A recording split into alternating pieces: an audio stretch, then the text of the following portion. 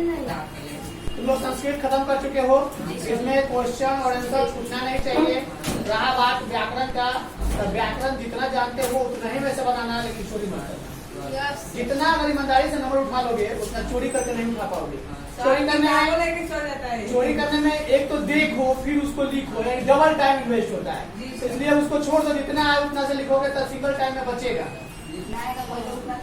चलो हम इसमें पढ़ा चुके हैं। पहला पाठ तो तुम लोगों का एक क्या था, मंगलम, यानी कि एक प्रेयर था, प्रार्थना के रूप में था। संघे शक्ति पाठ हमने पढ़ाया था। संघे शक्ति पाठ से तुम लोग क्या सीखा? क्या एक साथ रहने से शक्ति प्रदान होती है? मिलकर रहने पर ज्यादा शक्ति होता है, पावर होता है। काहे ज्यादा होता है? एकता ही बल है। एकता ही बल है, सबको जानता है। अगर सबको मिलकर रहोगे तो जाके कोई भी काम आसानी से कर लोगे। देखते हो, एक हम लोग गांव में एक झोपड़ी उठाना होता है तो अकेला कौन उठा लेता है? नहीं। सब लोग मिलकर एक बार जोर लगाता है तो कितना भी भारी होता है तो उठ जाता है। तो संघ शक्ति, बूढ़ा व्यक्ति के 4 बच्चे, चारों बच्चे आपस में झगड़ा करते थे, लड़ते रहते थे और कहते थे कि तुम उनका प्यारा हो और तुम्हें ज्यादा धन मिलेगा, तुम्हें ये मिलेगा, वो मिलेगा। लेकिन बूढ़ा व्यक्ति ने बच्चे को जो है बुलाया और सबसे एक एक लकड़ी का, यानी एक डंडा मंगाया और पहले बोला कि इसको तोड़ दो तुम लोग। तोड़ने के लिए बोला था, एक एक था, अकेला अकेला था तो तोड़ दिया वो लोग।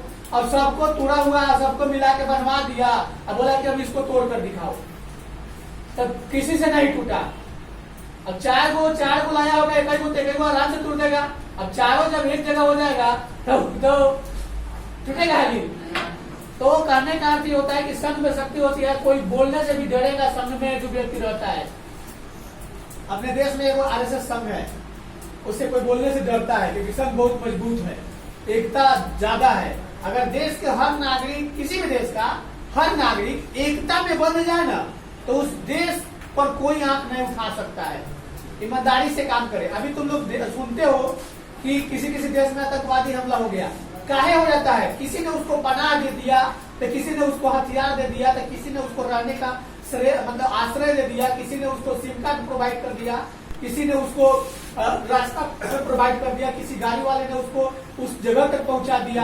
अगर वह व्यक्ति जो किसी को घात पहुंचाने के लिए जाता है, वह तो कितनों से मिल कर गया होगा, कितनों के संपर्क में आकर गया होगा। वहां पे बजा रहा जाएगा तो कितनों से मिलकर गया होगा, कितनों के संपर्क में आकर गया होगा। उसमें से कोई एक व्यक्ति अगर कह देता प्रशासन से कि यह गलत कार्य करने हमारे देश में आया हुआ है, तो पकड़े जाता नहीं होता ऐसा।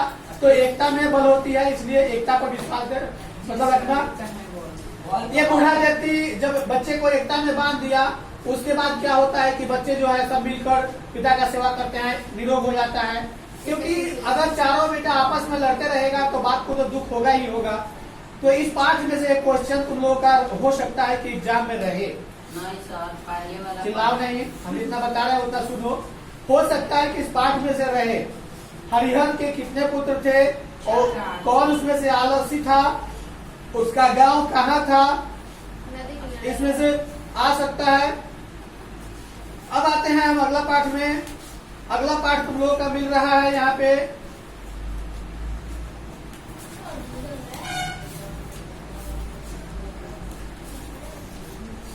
अस्माकम देशम। हमारा देश, अस्माकम देश जो हमारा देश है, अपने देश के बारे में इसमें वर्णन किया गया था। इसमें तुम्हें एक नदी के बारे में वर्णन किया गया था। अपने यहाँ नदी की भी पूजा होती है, वृक्ष का भी पूजा होता है, फसल पक कर तैयार हो जाता है तो उसका भी पूजा होता है। कुछ ऐसे पौधे हैं जिसकी भी हमेशा पूजा होते हैं, जैसे बरगद के पेड़, आंवला का पेड़, ये सब है, पीपल का पेड़, ये सबों का पूजा होता है। ये बौद्धिक सनातन धर्म के अनुसार या धर्म के अनुसार ये लोग इनका मतलब हम लोग यहाँ इनकी पूजा करते हैं। और हम लोग हर वृक्ष के गुण के बारे में जानते हैं। एक नीम का पेड़ कितना शुद्ध पेड़ होता है सबको जानता है। हर बीमारी का दवा उसमें छुपा हुआ है अगर सही प्रयोग करने की जाने तो। अब बता दें हम इसमें जिस नदी का वर्णन किया गया है वह गंगा नदी है। और गंगा नदी के बारे में एक कहावत है कि उसकी पानी कभी उस पानी में कीड़ा ही नहीं पड़ता। अगर गंगा के पानी एक गिलास ले लो, उसमें कीड़ा को डाल दो तो 1-2 दिन के बाद कीड़ा को मरना पड़ जाता है। क्योंकि उस जल में औषधीय गुण होने के कारण कोई भी कीड़ा जिंदा नहीं रह पाता। वह कीड़ा जो जीवों को क्षति पहुंचाता है, जो मानव को क्षति पहुंचाता है, वह पानी मेरे ख्याल से इतना शुद्ध है, इतना शुद्ध है कि सरकार चाहे तो पूरे देशवासियों को गंगा के पानी को पिला सकता है और वाटर लेवल को मेंटेनेंस रख सकता है। सर इसमें पानी खत्म हो जाएगा? नहीं, खत्म होने वाला नहीं है। गंगा के पानी इसलिए खत्म नहीं होने वाला है कि जो पहाड़ पे बर्फ जमे होते हैं वह पिघलते हैं, ग्लेशियर पिघल कर पहाड़ों से होते हुए, हिमालय के पर्वतों से होते हुए गोमुख के पास से गंगा के रूप में निकलती है।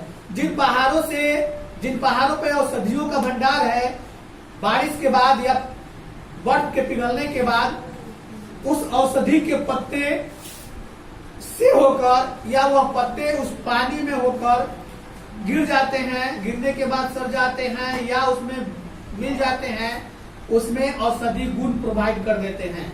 यही कारण है कि उस पानी में कीड़े नहीं पड़ते। पहाड़ पर अनेकों दवाएं, अनेकों जड़ी बूटी, जो हम तो बौद्धिक ग्रंथ नहीं कहेंगे, बस हमारे जो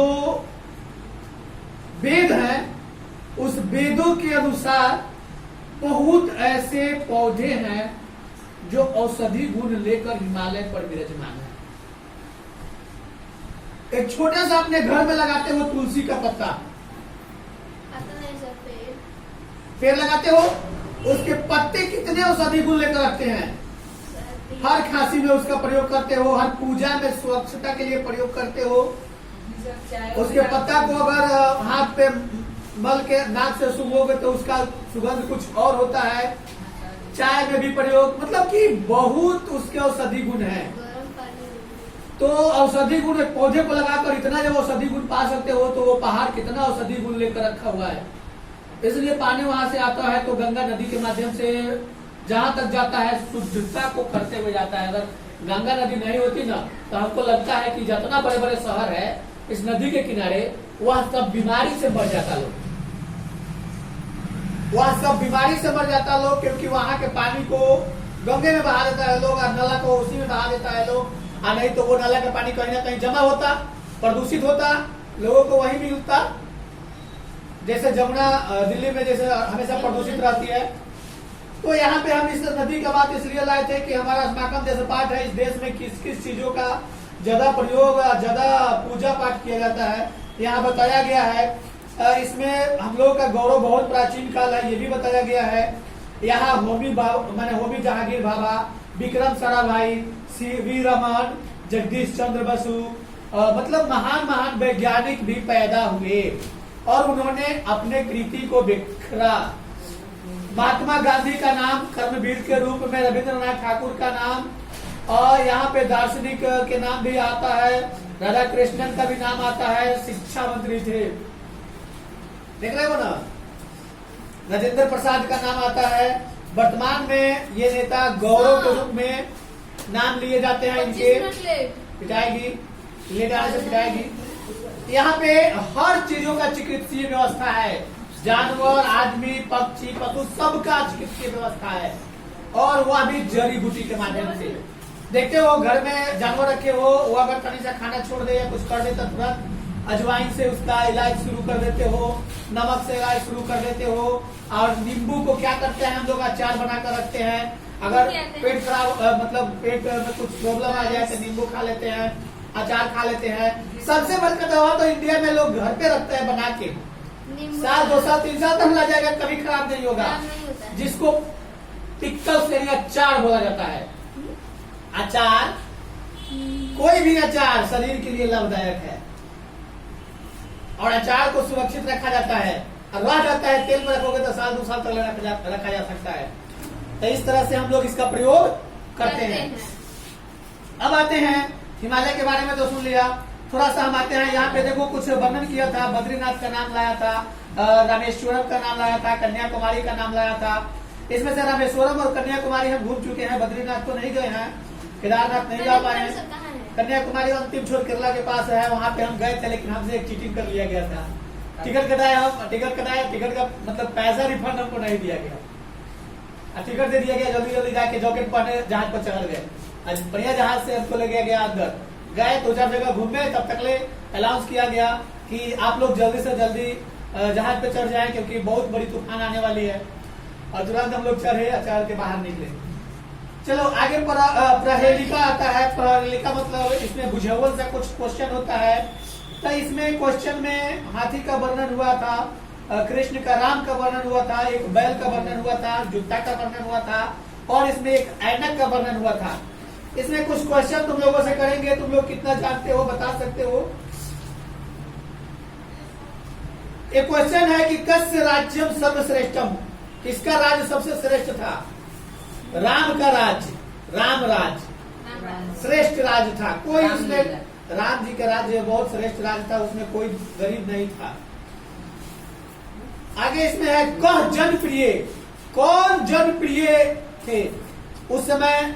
आज तो लोग नेता कहता है, उस समय नेता नहीं, उस समय कहा जाता था क्या?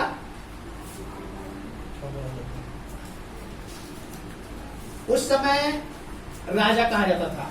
राजा जनता के प्रिय है। तो नेता जनता के प्रिय होते हैं, लेकिन नेता जनता के विश्वास को नहीं कर पाते हैं। इसमें एक है लोक दर्पण आत्मा नाम कथम पश्यन्ति, दर्पण में लोग क्या देखते हैं जी? वाल्मीकि कस गाय का पद रक्षक के साथ भक्षण करोती, पैर का रक्षा करता है। और किसका भक्षण करता है जी? जूता, खुद के दांत को, उसका दांत खिया जाता है। जूता पैर में पहनते हो, उसका दांत खिया जाता है, लेकिन तुम्हारे पैर की रक्षा करता है ना जी? जी सर। आगे आते हैं सामाजिक कार्यम। सामाजिक कार्यम पाठ से जो तुम लोगों को क्या, सामाजिक कार्यम पाठ से क्या शिक्षा मिलती है? मैंने समाज में कुछ हेल्प करना चाहिए। यानी हम लोग जिस समाज से गुजरते हैं, समाज एक दूसरे से बंधा हुआ है। कोई एक गलती करता है तो समाज में एक पंचायत होती है, गलती को मतलब सजा के रूप में उसको बता दी जाती है कि सजा ये भुगतना पड़ेगा। अब इसमें एक बात और बता दें कि कभी भी कोई दुर्घटना होता है तो गांव के आसपास के सभी लोग उनके पास चले जाते हैं। जी सर। ऐसा होता है अपना, हाँ मतलब अपना सहानुभूति उनके समक्ष जाके देखो। दुख में अगर आदमी इकट्ठा हो जाता है ना, तो उस व्यक्ति को हर आदमी कुछ ना कुछ संतावना देता है, और उससे क्या होता है कि संतावना से उसको दुख का एहसास कम होता है। इसीलिए दुख में किसी के चले जाओ, भले सुख में जाओ या ना जाओ, लेकिन दुख में जरूर जाओ। जितने आदमी जाएगा उसको कुछ अच्छे मतलब अलग अलग तरह की बातें बताएगा, जिससे वो उसके दुख को मतलब दुख एहसास करने का समय नहीं मिलेगा, और उस तरह से समय उसका गुजर जाएगा, दुख भुला जाएगा।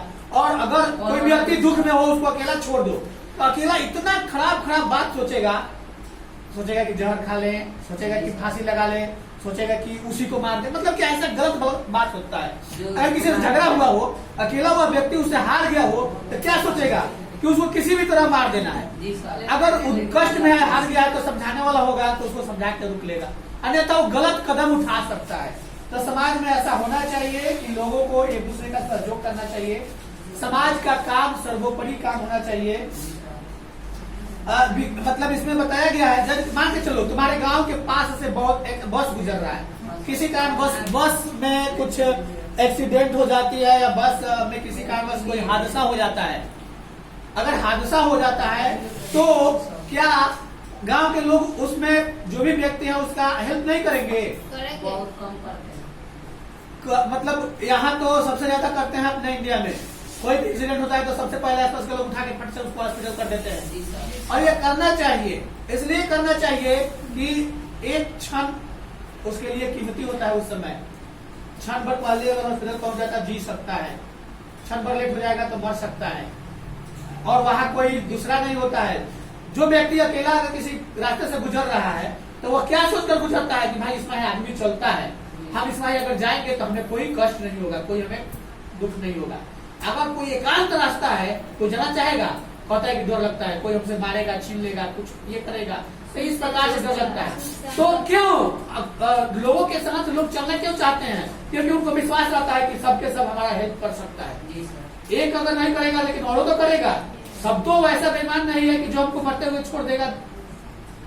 तो सामाजिक कार्य करना चाहिए और संकट काल में किसी का सहारा बनना चाहिए, भले बिना स्वार्थ का सहारा बनना चाहिए। अगर किसी को अकस्मात हेल्प कर दो तो उससे कोई डिमांड मत करो।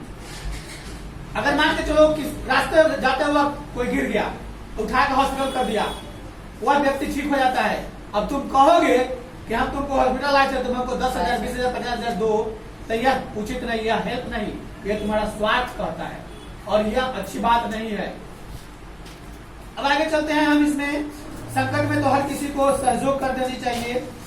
आगे बताया गया है कि संपूर्ण ग्रामीण अपने मिलकर गांवों को स्वच्छ रखना मतलब कि रखते हैं। गांव के बच्चे अच्छे विद्यालय में पढ़े, विद्यालय का शिक्षण व्यवस्था सही हो, गांव में सामुदायिक भवन हो, गांव में जो भी लोग हो वृक्षारोपण करे, मार्ग सही हो, मार्ग टूटे अगर कोई तोड़ने की कोशिश करता है तो डांटे समझाए उसको, और कभी कभी पौधा भी लगाया करें लोग, तो इससे गांव समाज बने रहता है, ऑक्सीजन मिलते रहता है। ऑक्सीजन की कमी गांव के लोगों को नहीं होगी। इसमें एक सामूहिक विवाह जो बात आती है बहुत अच्छी बात है।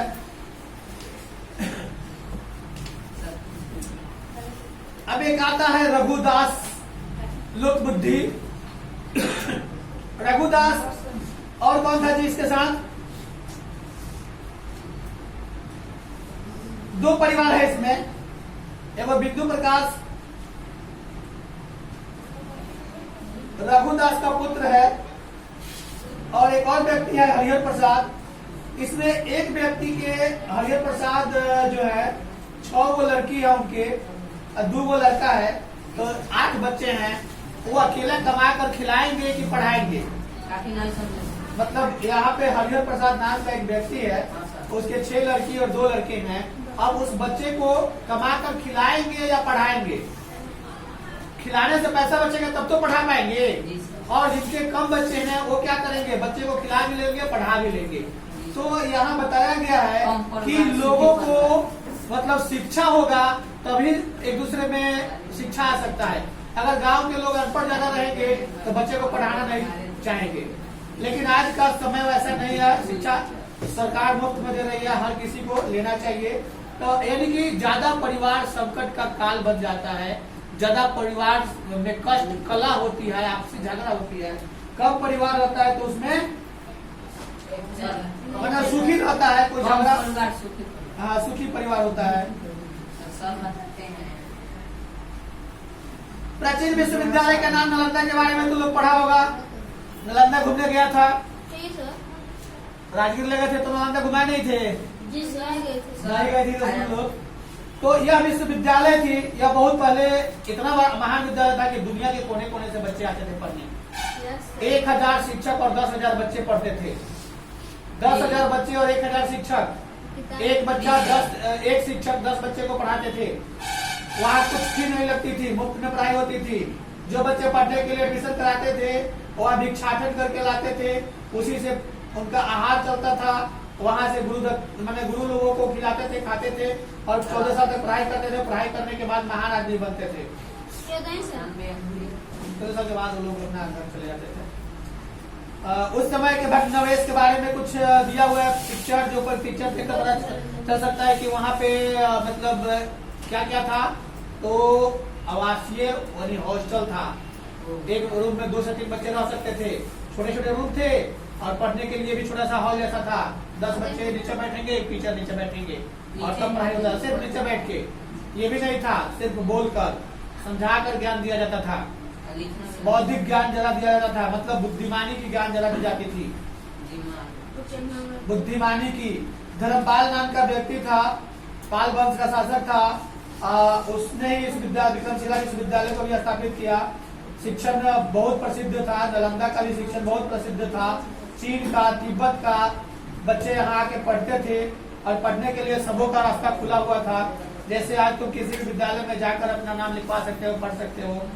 बता दें कि कुमारगुप्त पंच यानी कि 5वीं शताब्दी में इसकी स्थापना की थी। नालंदा विश्वविद्यालय की स्थापना 5वीं शताब्दी में कुमारगुप्त ने किया था।